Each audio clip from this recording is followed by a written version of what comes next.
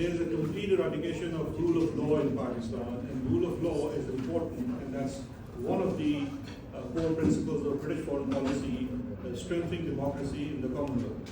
Now, democracy in Pakistan has been compromised, but there are some issues that were not discussed that I've just briefly mentioned. So one issue is of transnational repression, which is of concern and should be concern to British MPs, the government as well, because there are British citizens or residents in this country who are constantly being harassed and targeted by Pakistani state agencies for their political activities in this country or elsewhere. One example is of myself. While I moved to the UK in 2022, my brother was abducted by Pakistani state agencies, kept under illegal confinement for 95 days, and he was only released after interference of my local MP and other political issues raised in Britain. Now the point of that was the beginning of coercion and transnational repression in the recent times.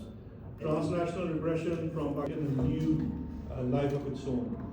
After that incident, we saw recently some people who are associated with Pakistani politics, or they like to air their voice in Britain.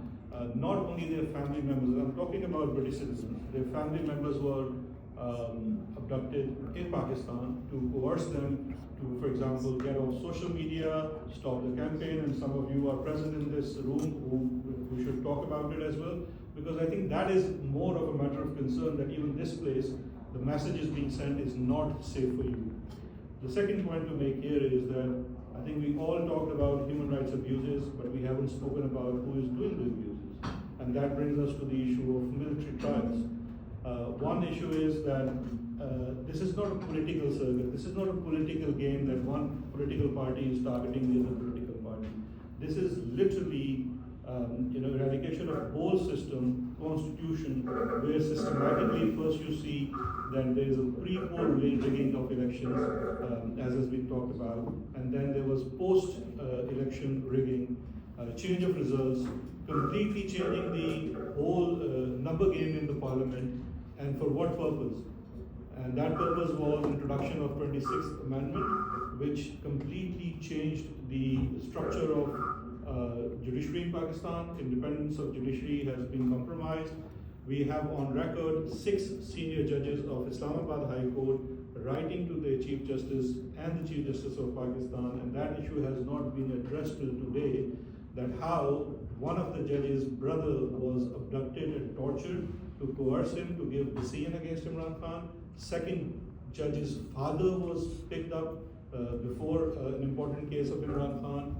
Another judge found a spy cam in his bedroom. So this practice that we talked about, this is not a practice done only to one party politicians, but even to the Superior Court judges as well. And what was the point of doing that? Submission to the military rule. Now, if that was not enough, the whole idea of to give this a public narrative, a false flag operation of 9th May was carried out,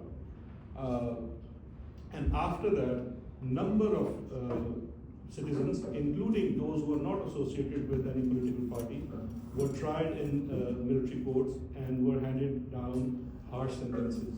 Now, the 26th Amendment is important because the military courts would not have been a possibility without the 26th Amendment, because the Supreme Court of Pakistan, while it was independent, I'll just finish in 1 minute, while it was independent, gave a decision that military trial of civilians is not a possibility under the Constitution. But after the 26th Constitutional Amendment, now the appeal lies before a small number of judges who have been handpicked, because now the whole independence of judiciary has been compromised. The power is in the hand of the executive, and the executive can decide who will be the judge of their own cause. And this is the state of Pakistan right now, and I think what is more important for us to address and to educate people, especially who have voices there in Britain. So we are here to answer any of your questions.